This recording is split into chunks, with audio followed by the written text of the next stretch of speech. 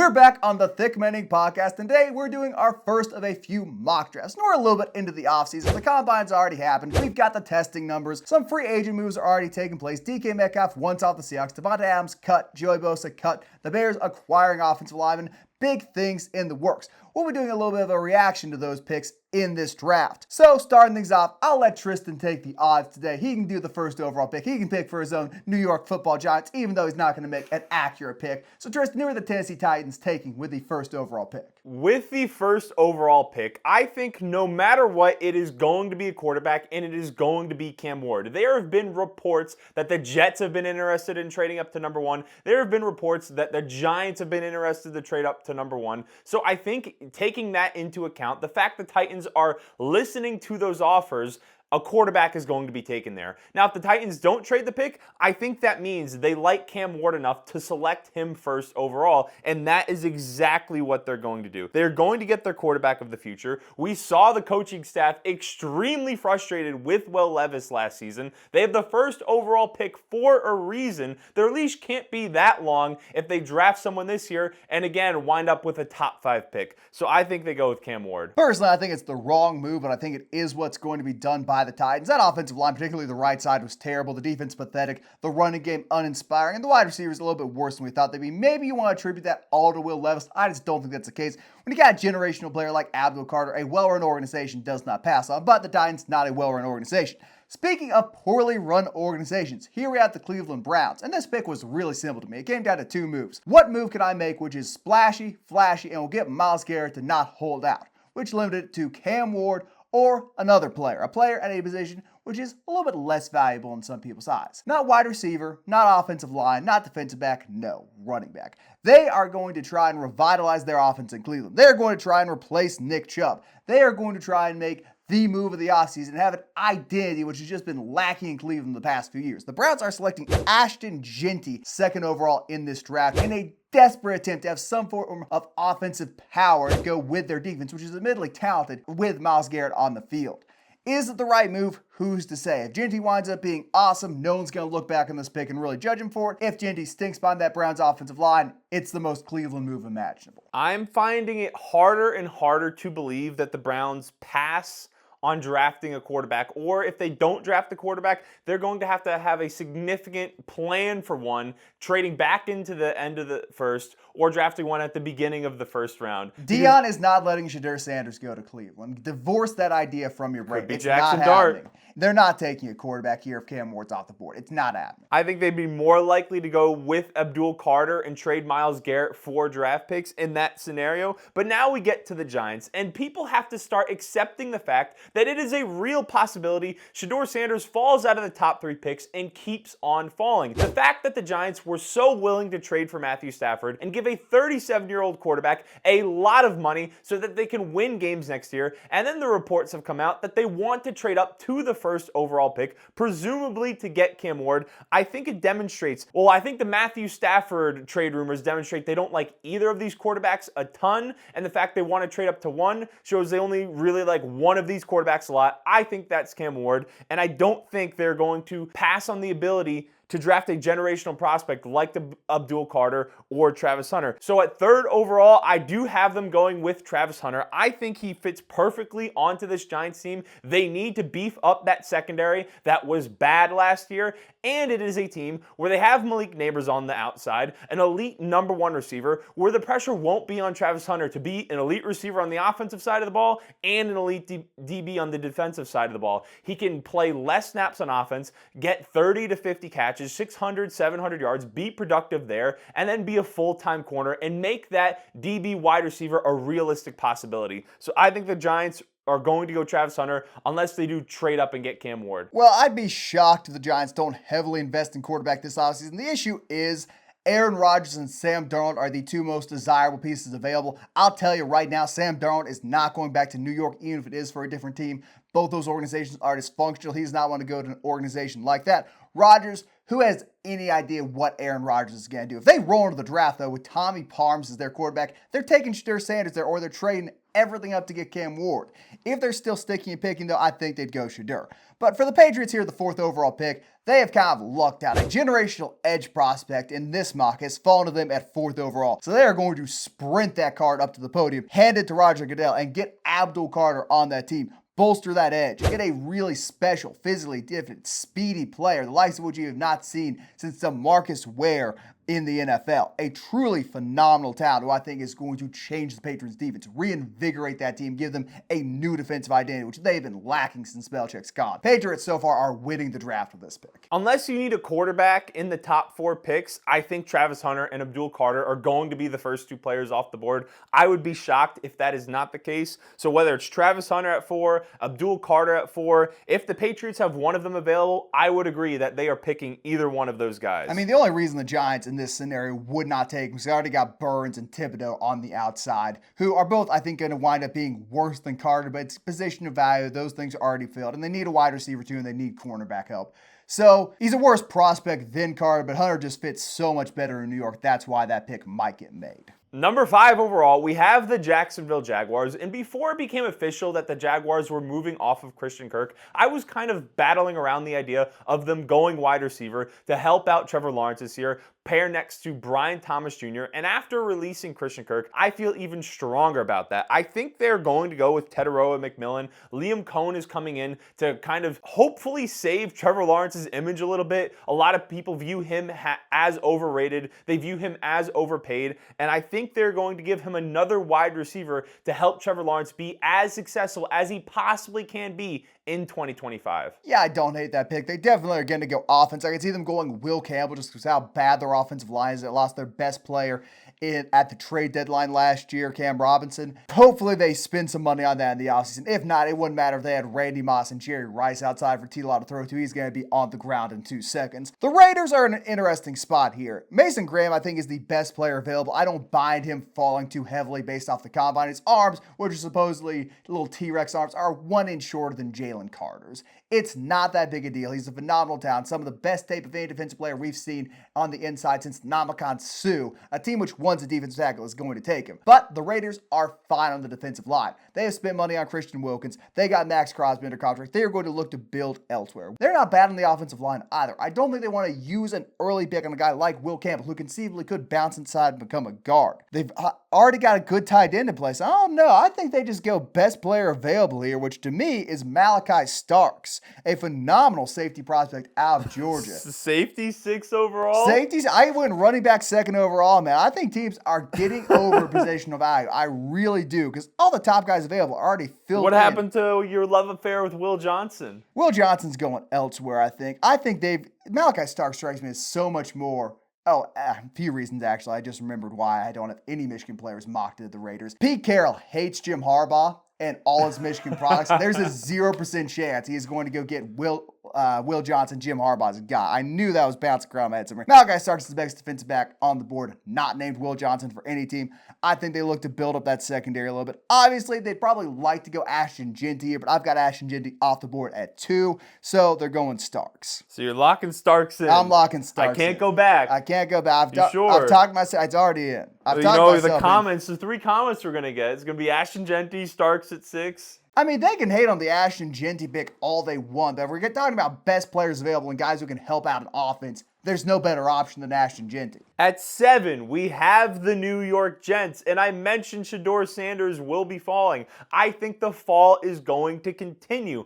They have a brand new head coach in Aaron Glenn, a defensive coordinator. Just bringing him in, I think, is going to help bolster that unit, and I think they're going to add a player to that unit in Mason Graham. He's one of the best players in the draft, probably the best run defender in the draft, because he's going to pair excellently next to Quinnen Williams, and I think he makes that defense even better for next season. Yeah, I should have specified this. The reason I don't have Shedeur Sanders going 6th overall at the Raiders, that's where I think Sam Darnold winds up this offseason. I think they give him $25-30 million a year guaranteed over the next 2 to 3 seasons. Pete Carroll gets his guy, the USC connection, and that's what their quarterback situation looks like going forward. If Sam Darnold winds up elsewhere, that's where Shedeur's going if he's still on the board. It was a mistake to give you the odd picks, man, because in no world is Shedeur going to fall out of the first round, but you've got all the teams besides the Raiders who could conceivably pick him. Anyway, Carolina Panthers, they're not building their offensive lineup anymore. They're going to look to improve their front seven, which was among the worst in football. Would have loved to have Mason Grant slip down the board and go to them, but I think they go linebacker. I think they go someone who can both contribute in the passing game and in the running game. Someone who is an explosive athlete, goes downfield hard, can tackle any running back in the NFL, and can make up for some of the deficiencies on the defensive line. Someone they have graded probably as one of their best players available thanks to his profile. And Alabama man, Jihad Campbell going to the Carolina Panthers here. So I'm realizing now I've gone running back, safety, linebacker, which is not intentional. We're pushing back in the positional value thing here. You would belong in the Lions front office. Lions and Eagles, man, the two winningest teams in the NFC draft like this. I'm drafting the right way. It's a copycat league. People are going to follow their example. Well, I think a big thing with this draft class, if you've gone through and done your own mock drafts, is there are so many talented players in this draft where I don't think it's crazy for some players that you don't expect to fall and other players to get drafted a lot higher than you expect, because I think people are going to have a lot of close grades with some of the edge rushers. You have James Pierce, Mike Green, Jalen Walker, some people view extremely high. Other people don't feel as high on him. Michael Williams. There's a lot of guys that could go in the top 10, but then maybe a few teams don't need an edge rusher, and they fall all the way to the late teens. So I think it is a really interesting talent pool from that perspective. And at number 9, we have the New Orleans Saints. And to a certain extent, they kind of need every single position on their roster upgraded. Yeah, they're all right at running back. I mean, they're all right at running back. They don't need an upgrade there. If we're pointing at areas of weakness for the Saints, you're not pointing at running back. Anywhere else. You could go edge rusher, improve the defense. You could go receiver. They were debilitated by injuries last year. Chris Olave suffered multiple concussions. So does that mean they go someone like Luther Burden? I don't think there is a wrong pick here. The Saints simply just need a player that is capable of contributing. And for me, that player is going to be Michael Williams. I think they're going to bet on the athletic upside of the Georgia edge rusher. Like I said, I think it could be any of those guys. How much will Mike Green's character concerns, the off-field sexual assault? Mike Green's not... The character concerns at the edge position are James Pierce, not Mike Green. Mike Green has sexual assault allegations. But again, his character concern is not the issue. James Pierce is the character concerns. Sexual assault allegations not character legal concerns? Not for Jameis Winston, apparently. The Saints don't care about that for him when they brought him in. I think that would be questionable decision-making if you've had to leave a school due to sexual misconduct or whatever. So what you're saying is the Saints over the past few years have had a cultural reformation. Because I don't think they have. Maybe they're turning a new leaf. I doubt that highly. But Michael Williams, I know he's dealing with some injuries, but he's a wildly talented player. He's extremely athletically gifted. I think the Saints, they need to add someone on the defensive side of the ball. They could look to add a corner. I mean, they traded Marshawn Lattimore last year. They could look to add a receiver. So I think it is one of the harder teams to project because you don't know exactly what position they're going to value the most. And amongst the edge rushers, I could see it be any of the 4 or 5 guys in play there. I'd be inclined to say it's someone else. I don't know if I view the Georgia edge players the same way as you do. But anyway, Chicago Bears now have kind of had a few really good players just fall into their lap. Obviously, they went out and got Joe Thuney, who is a phenomenal guard. A little bit older, though, and they're going to have to give him a long-term extension. He's going to be with the Bears for a while. Dude they got from the Rams is of somewhat questionable quality. A well-run organization would say, screw it, we're taking Will Campbell, and we will find a way to make him play somewhere, whether that be a tackle guard, whatever. Bears are not a well-run organization. They really do not value the offensive line. They've just built it up this offseason because they got no other choice. Tyler Warren, they're not drafting a tight end. They just aren't. That is one of the few positions they are rock solid at, and Warren might not be that big of an upgrade over what they have. I think this is where we see Mike Green go. They need an edge player to pair with Sweat. Their defensive line's somewhat shaky. Their running back room is the only other area of true weakness they have, in my opinion, besides quarterback. But they're not going to go out there and draft Amari and Hampton this early. So this is where I think Mike Green and his various concerns go off the board. I know someone's going to be very happy about that. A dear friend of the program is going to love that pick. I think the Bears, if Will Campbell falls to them, we have to take into account Ben Johnson is now the head coach of this team. I think he's going to have some influence on their draft decision making, and I think unless Ashton Genty is there, or we saw when he was with the Lions, they went with Jahmyr Gibbs early in the draft, they could go with someone like Ashton Genty, and I think he would push heavily for them to draft someone like Will Campbell. The problem with that, Sim, and Braxton Jones is not bad. He's just injury prone. They're set at right tackle. They just trade for Tooney. They just trade for that other guard/center. There's no way they use a top 10 pick this early on a guy they can't find a way to play early. Like, this is Ben Johnson. He needs an offensive weapon or an explosive player, or he needs some defensive help.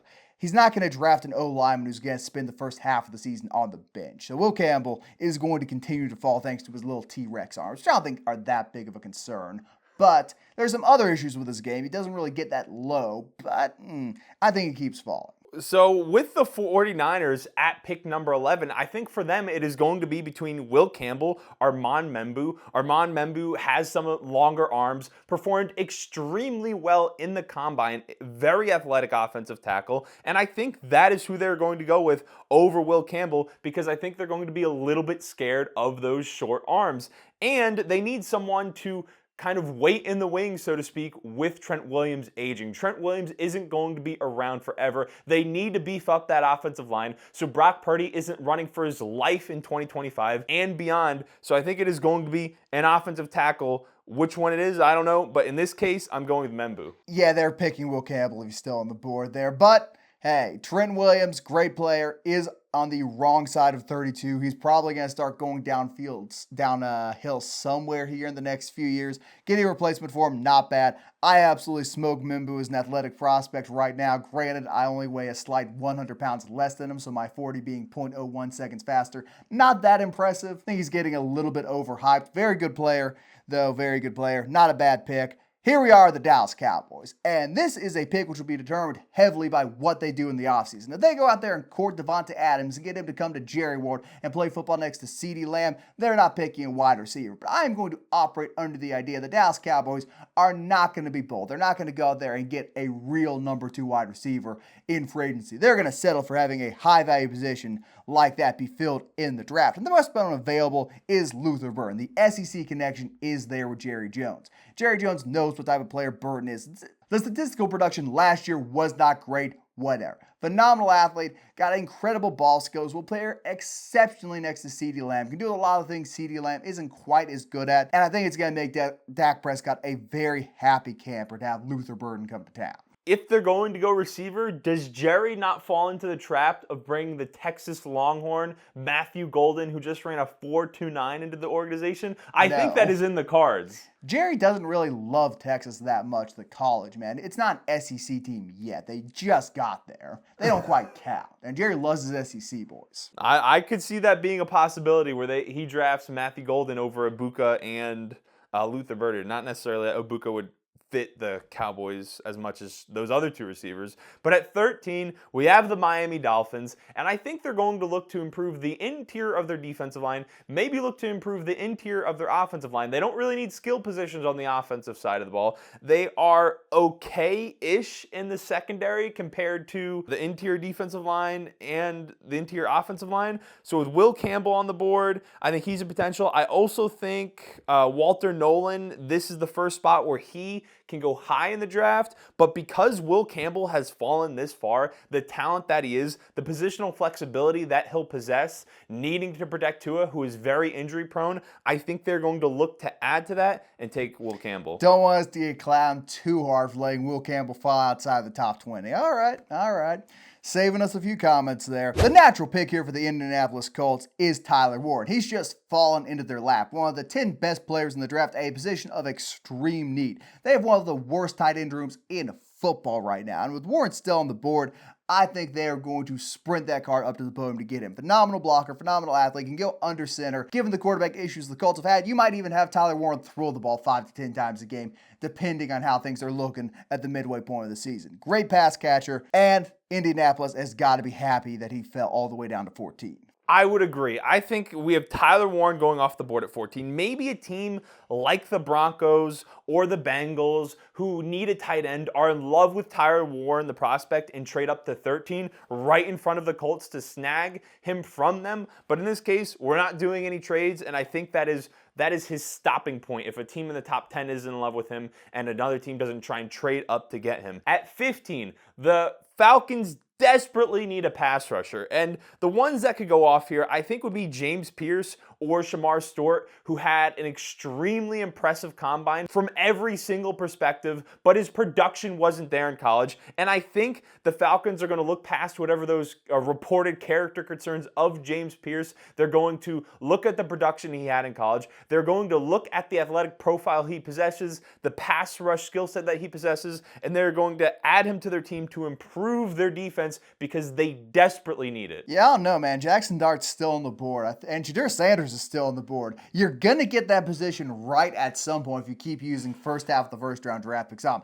Never mind why you might still be getting these top half of the first round picks. I think they go quarterback there. Both their fan base might burn down the stadium, then they won't have anywhere to play. Well, you know, Mercedes-Benz Stadium, one of the best stadiums in football. They got some pretty good fire insurance there. Arizona Cardinals, they have been richly rewarded by drafting Ohio State offensive tackles in the past. Paris Johnson is developing quite nicely as the blindside protector of Kyler Murray. I see them taking a second bite of that apple. They need offensive lineup. Josh Simmons still on the board. The injury stuff is concerning, yes, but you're able to move him to the right side of the offensive line. Maybe even move him into guard, wherever he can contribute. The speed limitations, not going to be an issue. Josh Simmons, big mountain of a human, keeping little Kyler safe. He can hide behind him. It'll be real hard to track a 5'8" dude with big 7-foot tall, practically offensive tackles blocking for him. Great pick for Arizona. And I don't really have too much more to say. I think Simmons or any lineman in general will be a phenomenal selection for the Cardinals here. I could see Booker going here, but he had a bad enough combine. I don't think Arizona bites on him. I agree. I think the Cardinals, they need to do something to help make Kyler Murray more successful than he was last year. They have him on the books for a very expensive contract. They need that to work. Maybe they go on the defensive side of the ball, try and add an edge rusher depending on who's on the board, because they do have a defensive head coach. They need more talent on that side of the ball. But I think I would agree that they're going to look to continue to try to protect Kyler Murray, who is a little bit more on the fragile side. And at the end of the day, even if Kyler Murray doesn't work out, off the team for whatever reason next year, you still have 2 bookend tackles. Like, whatever quarterback you put in there is going to be pleased with what he's behind. Now at 17, I think the 2 obvious picks for the Bengals would be to go with Colston Loveland if they want to go in the offensive direction to give Joe Burrow a tight end he can throw the ball to, or they're going to draft an interior defensive lineman, whether that be Kenneth Grant or Walter Nolan. Walter Nolan is maybe a little bit more flexible as a 3 technique. Kenneth Grant is the bigger body who's going to be able to step in there and stop the run. They're losing B.J. Hill. They lost Sheldon Rankins, who was not good for them last year. So they need to address that position, whether it be in the first round or later in the draft. In this case, I think they're going to look to add Walter Nolan, who has a little bit more pass rush upside. Although if they prefer the run stopping ability of Grant, I think that's also an option. I don't know what you're talking about, man. I think Kenneth Grant is a fantastic pass rusher, a little bit better than Nolan. I mean, the bigger body can throw you off, but you, a Giants fan, should know better than anyone else. A large 340-pound man in the middle can get after the quarterback. But the Seattle Seahawks, they need to go offensive line. They need something to go their way. And Kelvin Banks is just sitting here. He's got the versatility to play guard or tackle. He can be stuck on that right side. He can go somewhere on the left side. He can pair with Olu Oluwatimi. He can pair with Charles Cross. They can get some protection up front to try and establish that run. This is even more of a desperate need now they have lost both Tyler Lockett and DK Metcalf. They need to be able to run the ball, and even when they pass, they need to be able to protect Geno Smith so he can find JSN and whoever else is out there catching passes. Maybe you say they look for a Colston Loveland or some other elite receiving threat, but I do think they try and build up their trenches. Maybe it's just my hope we can see a little bit more production from Zach Charbonnet, that the Seattle Seahawks rebrand into a power running team, focus on the trenches, wishful thinking perhaps. I'm going Kelvin Banks here, who has fallen way down the board. You don't think they're going to dip back into the well and get Emeka Egbuka and add another Ohio State receiver, given with DK leaving and Tyler Lockett out the door? I think it'd be the sign they will be due for a front office and coaching change if they make that move. I think they are definitely going to look to protect Geno Smith, he just needs help in order to get the ball out to whoever is playing receiver for him. Whether they retain DK Metcalf and still have JSN out there, they need help along that offensive line.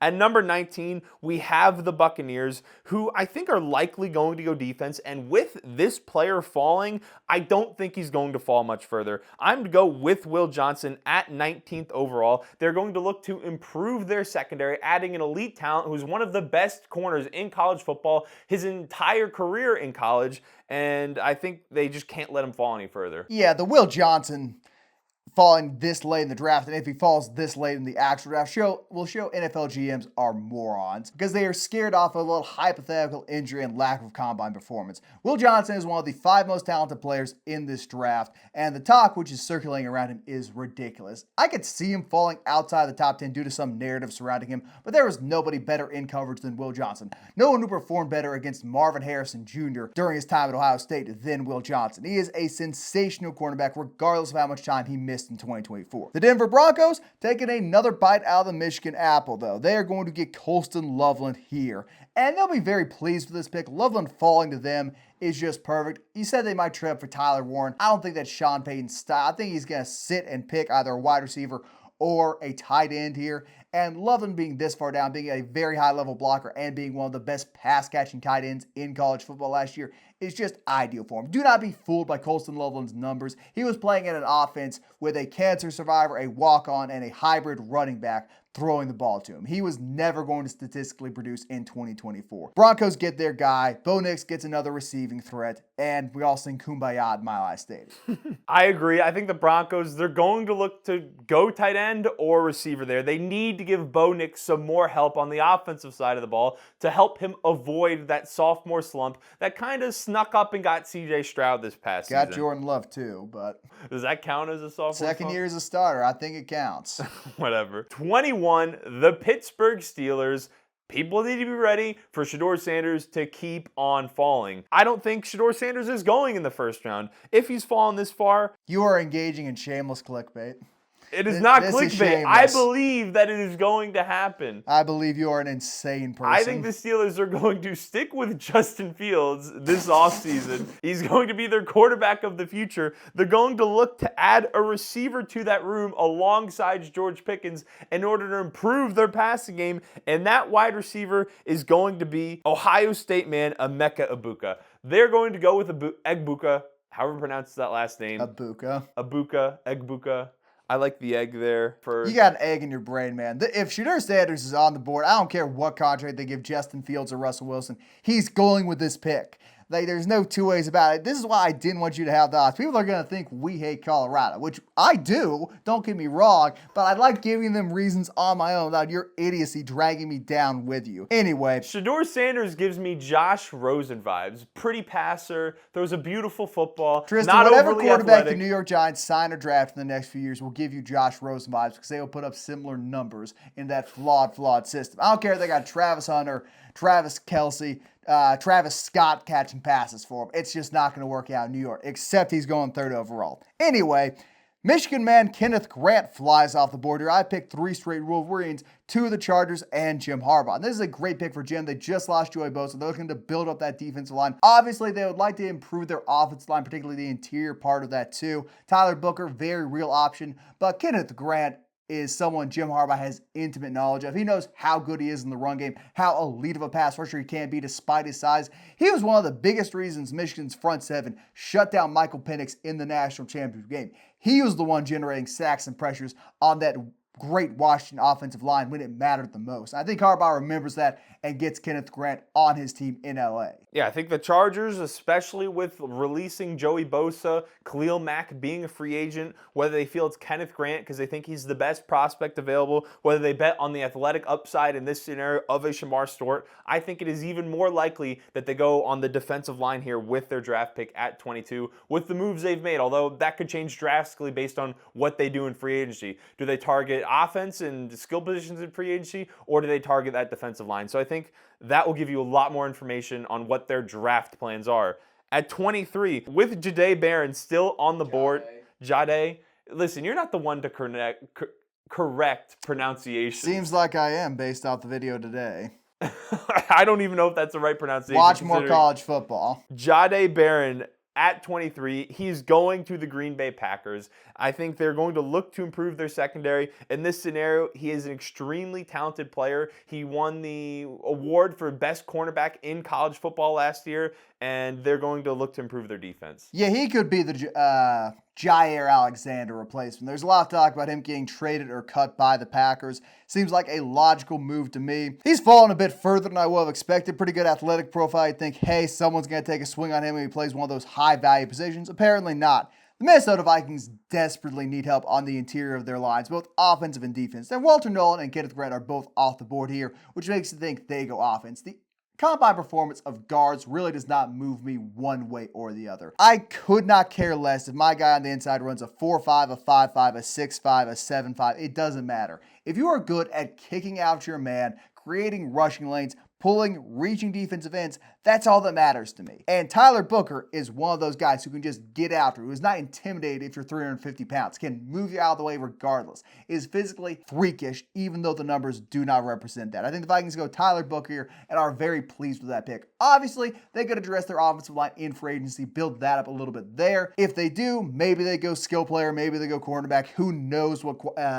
Well, who knows anything what's going to happen, but I think... Maybe they go Amari on Hampton. You think they go Amari and Hampton? I don't think they go Amari and Hampton, but hey. At 25 overall, we have the Houston Texans. They need to improve the interior of that offensive line. We saw C.J. Stroud getting relentlessly pressured last year, and they are going to look to go with Gray Zabel, who has positional flexibility. He played offensive tackle for North Dakota State. He can slide in and play guard for him. They're going to look to add talent to that offensive line to make sure C.J. Stroud has some more time to throw the ball, and I think that's the direction they go in. I don't. I mean, Cody Mock was a better prospect than Gray Zabel, and he fell all the way to late day 2, I believe, maybe even early day 3, and he was one of those tackles you can move in and have play guard. Gray Zabel's not going near to the Texans. I'm fairly confident about that. I think they'd look to address their wide receiver issues, because right now they got Nico Collins, Dalton Schultz, and not much else. You have much faith in Tank Dell. He can come back from the second major injury he sustained in 2 years with his tiny little frame. Stephon Diggs is out the door. I think they look to go pass catcher before they reach on offensive line. They go Matthew Gold. They actually capitalize on that Texas connection there. But hey, it's your pick, man. I'm not going to fight you on it. Los Angeles Rams, pretty good on the defensive line. I don't think they're going to dip back in there. But they are going to be missing out on Cooper Kupp, who is leaving the team on to greener pastures, somewhere which will pay him way too much money. And a lot of people are saying, well, Devontae Adams might sign with this team. Christian Kirk could wind up in Los Angeles. I think they just hold off, draft Matthew Golden here, and are very happy having 2 young wide receivers, 2 expensive players on rookie contracts, giving Matthew Stafford another extremely athletic player who can stretch the field, go deep, hit those long balls with him in his final few years as a top 5, top 10 quarterback. Yeah, I could see them going skill position there, help out Matthew Stafford, who they just re-signed. I could see them going somewhere in the secondary to help them improve on that side of the ball after they drastically improved in the front 7 last year. So I agree with that pick. I don't think it is a crazy direction for the Rams to go in at all. At number 27, Ronnie Stanley is a free agent. It feels like the Ravens are not going to retain him, and I think they're going to look to replace him with Josh Connerly, the offensive tackle from Oregon. Add some youth to that offensive line, cheaper than Ronnie Stanley is going to be, who's also struggled with some injuries throughout his career, and they need to protect Lamar Jackson in this Ravens offense. Yeah, I tend to agree, and I think, look, Stanley, I don't hate the pick one way or the other. I could see them going wide receiver if they've got someone they fall in love with, get a little bit more help to pair with a speedy guy like Zay Flowers, Bateman, maybe get a bigger body pass catcher, but I don't hate the pick. The Detroit Lions, on the other hand, there's no pick I love here.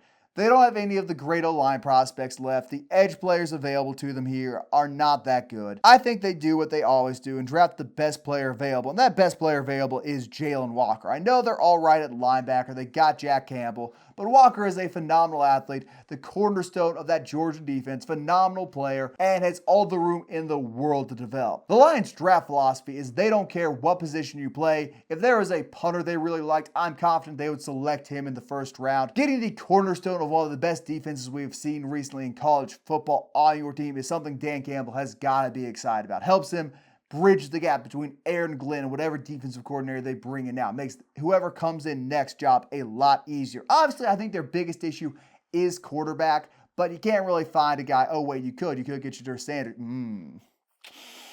Boy, that's the conundrum. I've just realized Shadur Sanders is still on the board. If I was brave, I would have drafted him, but unfortunately, I'm not. Anyway, I'll stick with that pick, but Shadur Sanders conceivably would either go to the Lions or someone would trade up and get him. Maybe the Commanders will draft Shadur Sanders.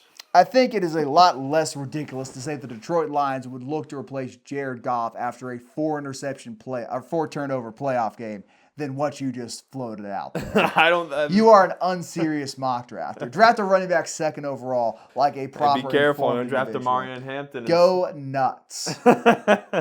The Commanders, I think they can go a lot of different directions. They just added Deebo Samuel to that wide receiver room to help out Jaden Daniels. Maybe they look to add a skill position here, depending on who's on the board.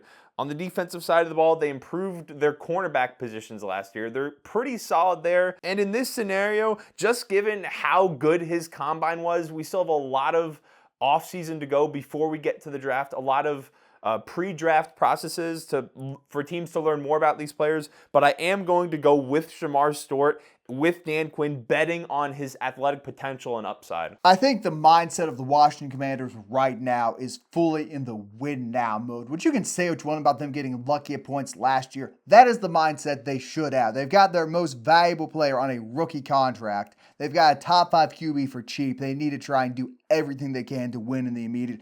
I just don't think that is a win in the immediate pick right there, but to each their own. Anyway, Bills, same philosophy. They've lost a lot of pieces in their secondary over the past few years. I think they look to recuperate that with this pick here. I'm going to have Xavier Watts go off the board. I think he's very underrated. Was the best player on that Notre Dame defense, which made it to the national championship game. Can be a great tackler, is fantastic in coverage, gives them some experience from a young man who has been in college a while. I just don't see many teams who need help in the secondary passing on him. The Bills in particular, you're not going to find a stud edge rusher or a stud cornerback available this late in the draft. Why not get a stud safety who actually can help you day one? The Bills, I think they could definitely go in that direction. I think it is also on the board for them to go with someone like Derek Harmon from Oregon to improve the interior of their defensive line, to help them improve against stopping the run even more. At the back end of this draft, I think for a lot of these teams, they'll just be drafting who they feel like is the best player available. So if Xavier Watts is that guy for the Bills, I think that is exactly what is going to happen. For the Chiefs at 31, I think in an ideal world, they hope one of the top offensive tackles is still on the board. That is not the case. You have Donovan Jackson, but he's projected to be more of a guard in the NFL.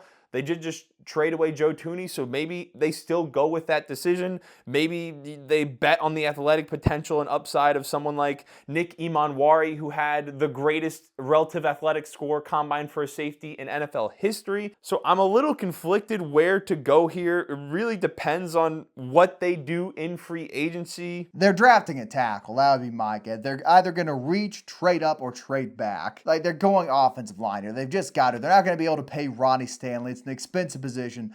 They're looking to get no lineman here. Well, even if they pay Ronnie Stanley, they're going to need to. They can't pay Ronnie Stanley. I said even if they did pay Ronnie Stanley, they would have to add a guard, which Donovan Jackson projects as. They're just going to bounce that dude they drafted last year from BYU into guard. That seems to be the consensus about what they're doing. So I am going to go with Donovan Jackson. I think they're going to look just to add more talent to that offensive line group. Again, in a world which we actually live in, I'd be inclined to say the Chiefs are going to either trade that pick, to move up or trade that pick to go back and get more depth and kind of fill out their roster.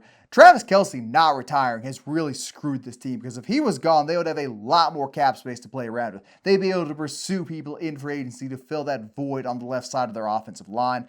Now they're just kind of stuck. Turns out paying a quarterback for 10 years, maybe not the best strategy long term. Anyway, the Philadelphia Oh, Eagles. you're still defending that pick. Oh yeah, again, that take is aging better and better by the day. As the Chiefs roster gets worse and worse. Like what? How am I gonna feel if we're gonna go astray a second? Back when Mahomes signed that 10-year contract, I said that was a bad move due to its length. I don't think any football player should get a 10-year contract due to injury concerns.